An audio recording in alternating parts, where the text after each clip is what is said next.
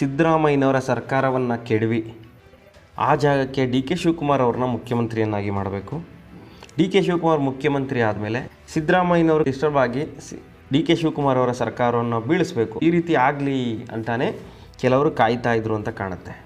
ಸಿದ್ದರಾಮಯ್ಯ ಮುಖ್ಯಮಂತ್ರಿ ಸ್ಥಾನದಿಂದ ಕೆಳಗೆ ಇಳಿದುಬಿಟ್ರೆ ಖಂಡಿತ ಕಾಂಗ್ರೆಸ್ನಲ್ಲಿ ಅಲ್ಲೋಲ ಕಲ್ಲೋಲವಾಗುತ್ತೆ. ಅದರ ಉಪಯೋಗವನ್ನು ಬೇರೆ ಪಕ್ಷದವ್ರು ಪಡ್ಕೋಬೋದು. ಆಗ ಕಾಂಗ್ರೆಸ್ ಸರ್ಕಾರ ಬಿದ್ದೋಗುತ್ತೆ ಅಂತಲೇ ಕೆಲ ಪಟ್ಟಭದ್ರ ಹಿತಾಸಕ್ತರು ಹೊಂಚಾಕಿ ಕುಳಿತಿದ್ರು. ಆದರೆ ಇವತ್ತು ಅವರ ಆಸೆಗೆ ತಣ್ಣೀರು ಎರಚಿದಂತಾಗಿದೆ. ಇವತ್ತು ಡಿ ಕೆ ಶಿವಕುಮಾರ್ ಅವ್ರ ಮನೆಗೆ ಮುಖ್ಯಮಂತ್ರಿ ಸಿದ್ದರಾಮಯ್ಯನವರು ಬ್ರೇಕ್ಫಾಸ್ಟಿಗೆ ಹೋಗ್ತಾರೆ. ಅಲ್ಲಿ ಎಲ್ಲ ಗೊಂದಲಗಳಿಗೂ ತೆರೆ ಎಳೆದು ಬಿಡ್ತಾರೆ ಆ ಇಬ್ಬರು ನಾಯಕರು. ಮುಖ್ಯಮಂತ್ರಿ ಸ್ಥಾನದಿಂದ ಸಿದ್ದರಾಮಯ್ಯ ಕೆಳಗಿಳಿಯೋದಿಲ್ಲ, ಮುಖ್ಯಮಂತ್ರಿಯಾಗಿ ಸಿದ್ದರಾಮಯ್ಯನವರೇ ಮುಂದುವರಿತಾರೆ. ಇಲ್ಲಿ ಅವರನ್ನು ಟಚ್ ಮಾಡೋ ಧೈರ್ಯ ಯಾರಿಗೂ ಇಲ್ಲ ಅನ್ನೋ ಒಂದು ಸಂದೇಶ ಈಗ ರವಾನೆ ಆಗಿರೋದು. ಇದೇ ಕಾಂಗ್ರೆಸ್ ಹೈಕಮಾಂಡ್ ಕೂಡ ಸೂಚನೆ ಕೊಟ್ಟಿದ್ದದ್ದು. ಡಿ ಕೆ ಶಿವಕುಮಾರ್ ಅವರಿಗೆ ಹೇಳಿದ್ದಿದೆ ಮಾತು, ನೀವು ನಿಮ್ಮ ಮನೆಗೆ ಅವರಿಗೆ ಊಟಕ್ಕೆ ಕರೀರಿ, ಅಲ್ಲೇ ಗೊಂದಲಗಳಿಗೆ ತೆರೆ ಬಿಡಬೇಕು, ನಮ್ಮ ಸರ್ಕಾರವನ್ನು ಕೆಡವಬೇಕು ಅಂತ ಯಾರು ಕಾಯ್ತಾ ಇದ್ದಾರೋ ಅವರೆಲ್ಲರಿಗೂ ತಕ್ಕ ಉತ್ತರವನ್ನು ಕೊಡಬೇಕು, ನಿಮ್ಮ ಮನೆಗೆ ಊಟಕ್ಕೆ ಕರೆದು ಅಲ್ಲೇ ಸಂದೇಶವನ್ನು ಕೊಟ್ಟುಬಿಡಿ ಅಂತೇಳಿ Congress high command D K Shivakumar ಅವರಿಗೆ ಸೂಚನೆಯನ್ನು ಕೊಟ್ಟಿತ್ತು. ಆ ಸೂಚನೆಯನ್ನು ಇವತ್ತು ಡಿ ಕೆ ಶಿವಕುಮಾರ್ ಪಾಲಿಸಿದ್ರು ಅಂತಲೇ ಹೇಳ್ಬೋದು. ಇವತ್ತು ಡಿ ಕೆ ಶಿವಕುಮಾರ್ ಅವರ ಮನೆಗೆ ಸಿದ್ದರಾಮಯ್ಯನವರು ತೆರಳುತ್ತಾರೆ. ಅಲ್ಲಿ ಬೆಳಗಿನ ತಿಂಡಿಯನ್ನು ಸೇವಿಸಿ ಹೊರಗಡೆ ಬಂದು ಮಾಧ್ಯಮದವರಿಗೆ ಪರೋಕ್ಷ ಸಂದೇಶ ರವಾನಿಸ್ಬಿಡ್ತಾರೆ. ನಾನೇ 5 ವರ್ಷ ಮುಖ್ಯಮಂತ್ರಿ, ನೀವೇನೇನೋ ತೋರಿಸ್ಬೇಡಿ, ಇಲ್ಲೇನೂ ಆಗಿಲ್ಲ. ಡಿ ಕೆ ಶಿವಕುಮಾರ್ ಕೂಡ ಬೇಜಾರಾಗಿಲ್ಲ, ಡಿ ಕೆ ಶಿವಕುಮಾರ್ ಕೂಡ ಬಿ ಜೆ ಪಿಯವ್ರ ಜೊತೆ ಸಂಪರ್ಕದಲ್ಲಿಲ್ಲ, ಡಿ ಕೆ ಶಿವಕುಮಾರ್ ಯಾವ MLAಗಳನ್ನು ದೆಹಲಿ ಕಳಿಸಿ ಲಾಬಿ ಮಾಡ್ತಿಲ್ಲ, ನೀವೇ ಕಪೋಲಕಲ್ಪಿತ ಸುದ್ದಿಗಳನ್ನು ತೋರಿಸಿ ನಿಮ್ಮ ಕಾಲ ಮೇಲೆ ನೀವೇ ಕಲ್ಲು ಹಾಕೋಬೇಡಿ ಅನ್ನೋ ಒಂದು ಸಂದೇಶವನ್ನು ಈಗ ಡಿ ಕೆ ಶಿವಕುಮಾರ್ ಮತ್ತು ಸಿದ್ದರಾಮಯ್ಯನವ್ರು ಕೊಟ್ಟಿರೋದು. ಈ ಮೂಲಕ ಒಂದಂತೂ ಸ್ಪಷ್ಟವಾಗಿಬಿಡ್ತಾ ಇದೆ, ಕರ್ನಾಟಕದಲ್ಲಿ ಸಿದ್ದರಾಮಯ್ಯನವ್ರನ್ನ ಟಚ್ ಮಾಡುವಂತಹವರು ಯಾರೂ ಇಲ್ಲ. ಖುದ್ದು ಕಾಂಗ್ರೆಸ್ ಹೈಕಮಾಂಡ್ ಕೂಡ ಸಿದ್ದರಾಮಯ್ಯನವರ ತಂಟೆಗೆ ಬರ್ತಾ ಇಲ್ಲ. ಸಿದ್ದರಾಮಯ್ಯನವರೇ ಮುಖ್ಯಮಂತ್ರಿಯಾಗಿ ಮುಂದುವರಿಬೇಕು ಅನ್ನೋದು ಕಾಂಗ್ರೆಸ್ ಹೈಕಮಾಂಡ್ ತೀರ್ಮಾನ.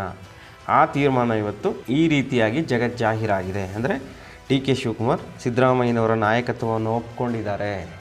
ಸಿದ್ದರಾಮಯ್ಯನವರು ಮುಖ್ಯಮಂತ್ರಿಯಾಗಿ ಮುಂದುವರಿಯೋದ್ರಿಂದ ಡಿ ಕೆ ಶಿವಕುಮಾರ್ ಅವರಿಗೆ ಯಾವುದೇ ತೊಂದರೆ ಇಲ್ಲ. ಸ್ವಲ್ಪ ಬೇಸರ ಆದರೂ ಕೂಡ ಅವರು ತಮ್ಮ ಪಕ್ಷದ ಹೈಕಮಾಂಡ್ ಸೂಚನೆಯನ್ನು ಪಾಲಿಸ್ತಾ ಇದ್ದಾರೆ. ಸಿದ್ದರಾಮಯ್ಯನವರ ನಾಯಕತ್ವವನ್ನು ಒಪ್ಕೊಂಡು ಮುಂದುವರಿತಾರೆ ಅನ್ನೋದು ಇವತ್ತು ಸ್ಪಷ್ಟವಾಗಿ ಸಂದೇಶ ರವಾನೆ ಆಗಿಬಿಟ್ಟಿದೆ. ಈ ಮೂಲಕ ಯಾರ್ಯಾರು ಅಂದ್ಕೊಂಡಿರೋ ನವೆಂಬರ್ ಕ್ರಾಂತಿ, ಆ ಕ್ರಾಂತಿ, ಈ ಕ್ರಾಂತಿ ಅಂತ ಅವರೆಲ್ಲರಿಗೂ ಭ್ರಮ ನಿರಸನವಾಯಿತು ಅಂತಲೇ ಹೇಳ್ಬೋದು. ಸಿದ್ದರಾಮಯ್ಯನವರು ಮುಖ್ಯಮಂತ್ರಿ ಸ್ಥಾನದಿಂದ ಕೆಳಗಿಳಿಬೇಕು ಅಂತ ಕನಸು ಕಂಡಿದ್ದವರಿಗೆಲ್ಲರ ಕನಸಿಗೆ ಹೊಳ್ಳಿ ಬಿದ್ದಂತಾಗಿದೆ. ಸಿದ್ದರಾಮಯ್ಯನವರು 2028ರವರೆಗೂ ಮುಖ್ಯಮಂತ್ರಿಯಾಗಿ ಮುಂದುವರಿಯೋದು ಪಕ್ಕಾ ಆಗಿದೆ. ಹೀಗಾಗಿ ಕಾಂಗ್ರೆಸ್ನಲ್ಲಿ ಎದ್ದಿದ್ದಂತಹ ಗೊಂದಲಗಳಿಗೆ ತೆರೆ ಬಿತ್ತು. ಸಿದ್ದರಾಮಯ್ಯನವ್ರನ್ನ ಟಚ್ ಮಾಡುವ ಧೈರ್ಯ ಯಾರಿಗೂ ಇಲ್ಲ ಅನ್ನೋದು ಮತ್ತೊಮ್ಮೆ ಸಾಬೀತಾಯಿತು. ಯಾಕಂದರೆ 2028ಕ್ಕೆ ಚುನಾವಣೆ ಎದುರಿಸಬೇಕು ಅಂದರೆ ಸಿದ್ದರಾಮಯ್ಯನವರ ನಾಯಕತ್ವ ಬೇಕೇ ಬೇಕು. ಮುಂದಿನ ಚುನಾವಣೆಯಲ್ಲಿ BJP JDS ಜಂಟಿಯಾಗಿ ಹೋರಾಟ ಮಾಡ್ತಾ ಇದ್ದಾರೆ. ಅವ್ರನ್ನ ಎದುರಿಸೋದಕ್ಕೆ ಸಿದ್ದರಾಮಯ್ಯನಂತಹ ವ್ಯಕ್ತಿ, ಆ ಶಕ್ತಿ ಬೇಕೇ ಬೇಕು. ಅವ್ರನ್ನ ಕಳ್ಕೊಂಡ್ರೆ ಕರ್ನಾಟಕದಲ್ಲಿ ಕಾಂಗ್ರೆಸ್ ಕತೆ ಗೋವಿಂದ ಅಂತೇಳಿ ಹಿರಿಯ ರಾಜಕೀಯ ವಿಶ್ಲೇಷಕರು ಕೂಡ ಇದೇ ಅಭಿಪ್ರಾಯವನ್ನು ಪಡ್ತಾರೆ.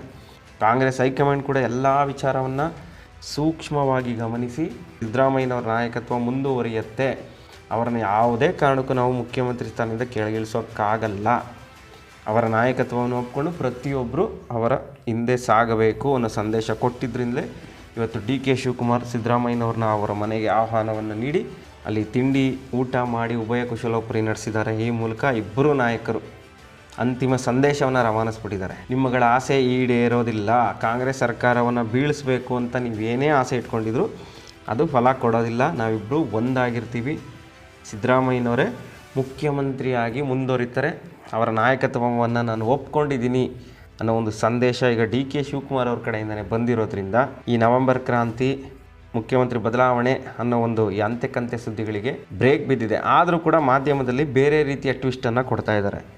ದೇವರಾಜ ಅರಸು ಅವರ ದಾಖಲೆಯನ್ನು ಮುರಿದ ಮೇಲೆ ಸಿದ್ದರಾಮಯ್ಯನವರು ಅಧಿಕಾರ ಹಸ್ತಾಂತರವನ್ನು ಮಾಡ್ತಾರಂತೆ ಅನ್ನೋ ಒಂದು ಕಪೋಲಕಲ್ಪಿತ ಸುದ್ದಿ ಮತ್ತೆ ಶುರುವಾಗ್ತಾ ಇದೆ.